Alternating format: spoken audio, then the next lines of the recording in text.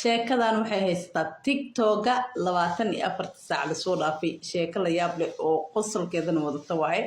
gabadhan waxay u dhalatay wadanka Mareykanka ay ka soo jeedaa Mareykanka oo waxa waaye dadka madowga Mareykanka wiil iska barteen social media oo jacayl dhaxmaray wiilkaasna wuxuu u dhashay wadanka Pakistan kadib waxay dhahdeen maxaa la dhahayaa waa ku imaana waa isguursaneynaa kulay way ku heshiiyeen go'aanka qofkii fikirkaas keenayba way soo baxday waxay imaatay maxaa dhahay wadanka Pakistan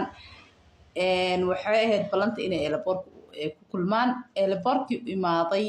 faqtu ugu horeysa meel dheer uu ka arkay markuu arkay qofti miya ka dhacday fakatax wiilka waxaan ku dhahay airport dhaxdiisa ayuu uga dhuuntay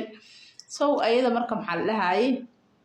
telefoon ay ka daba tirtay ku aaway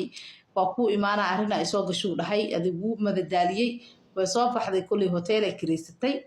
asagana wuu baxay xaafadiisu ku laabtay kadib wuxuu dhahay reerkeeni yani markii ay ka harweyso wuxuu dhahay cideeni way ka diideen oo maxaa dhahay waxay dhaheen gabadhaas ku marabno laakiin adreeskiisa ayay haysay oo horay ayuu u sii adreeska gurigiisa faq ay soo dhahdee waxaan ku dhahay xaafadii meeshii uu degnaa ee dig soo dhahday albaabkii eeba kusoo qaraacday wuu ka dhuuntay kadib xaafadii waa la isku soo baxay dadkii xaafadii iyo booliskii iyo wixii arrintii waxay noqotay arrin yani maxaa dhahay soo banaan baxday ayadana waxay taagan tahay maxaa dhahay ninkan waa is jecleen asaga soo balamiyay oo imaaw idhaa waa isguursanaynaa haddana yani wuu idiiday soo maxaa dhahay asaga wuu ka meermeeray arrinta laakiin markii dambe wuxuu dhahay aniga qoftaan wajiga aan ku bartay maba wadataba soo istaagay soo marka awal makeup la isku qaldi jiray waagi hore laakiin hadda filter bahalkan filterka dhibaato keenay wuxuu dhahay qoftaan qofti ma ahan wajigi ma ahan ma barabi uu soo istaagay ayadana maxay dhahday anigana meel uma socdi oo ninkan inaan isguursano ma ogiye inaan noqdo maba laga yaabay soo istaagtay qir iyo qir arrintii booliska soo galay waxaa lahay tikidkaada iyo waxaad waa lagu siinaa iska laabo nag way diiday horta ninkan waxay dhahday qarashaa iiga baxay oo intaa Mareykanka joogay yani lacagaa usoo diri jiray soo lacagihii xitaa hadda maribiya taaganta lafihiisaa rabaa safaaradda waxaa loo sheegay maxaa lahay Mareykanka arrintii loo gudbiyey